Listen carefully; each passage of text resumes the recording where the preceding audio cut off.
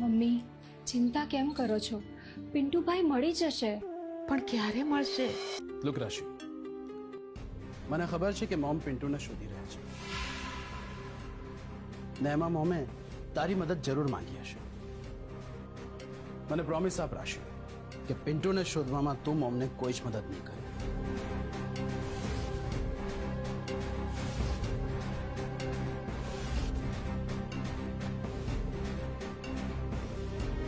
આમણે તો મને ધર્મ સંકટમાં નાખી દીધી. શું જવાબ આપું?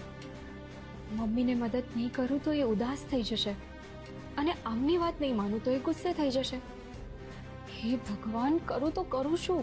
શું વિચારે છે? હા, ના ના કંઈ નહીં. તો તે મારી વાતનો જવાબ ના આપ્યો. આ તો હજુ એ જ વાત પર છે.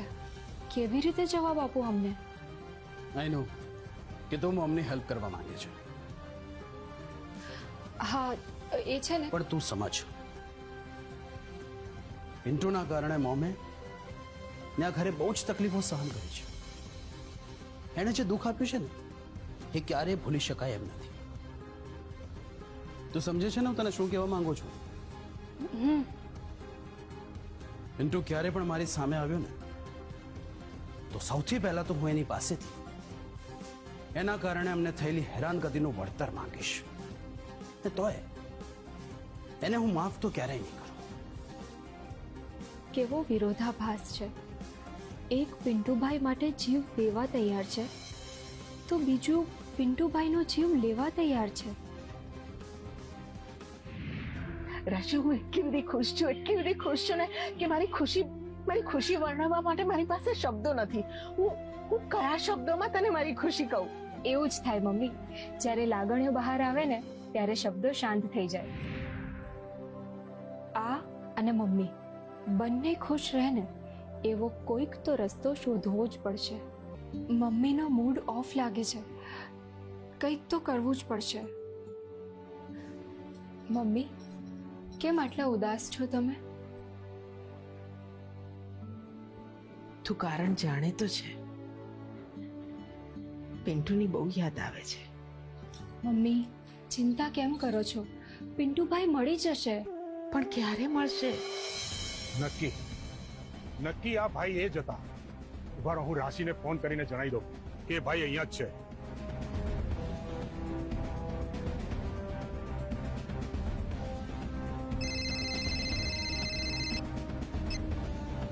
હલો, હા કાકા બોલો ને. રાશિ, તારા સાસુ જેની વાત કરતા હતા ને એ ભાઈને મેં અત્યારે જ જોયા. શું વાત કરો છો? સાચે? હા સાચે જ, એકદમ સાચે. તમે ખાતરી કરી કે એ ભાઈ એ જ છે? અરે 110% એ ભાઈ છે. ક્યાં છે એ? આ વસ્ત્રાલ પાસે એક નવો મોલ બન્યો છે ને ત્યાં અંદર ગયા છે. તમે ત્યાં જ રહેજો, અમે આવીએ છીએ. હા હા. મમ્મી પિન્ટુભાઈ મળી ગયા છે. શું? પિન્ટુ મળી ગયો? ક્યાં છે? મને મહેશ કાકાએ એડ્રેસ આપ્યું છે, આપણે અત્યારે જ ત્યાં જઈએ. ચલ જલ્દી જઈએ, ચલ.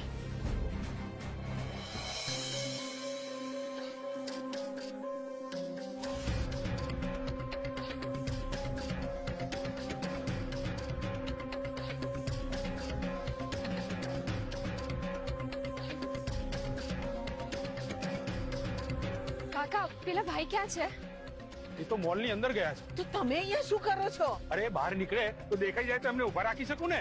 ચાલ રાશિ, આપણે અંદર જઈને શોધીએ. એક મિનિટ મમ્મી. કાકા એ કેવા લાગતા હતા? એમણે શું પહેર્યું હતું? Blue jacket. ચાલ રાશિ.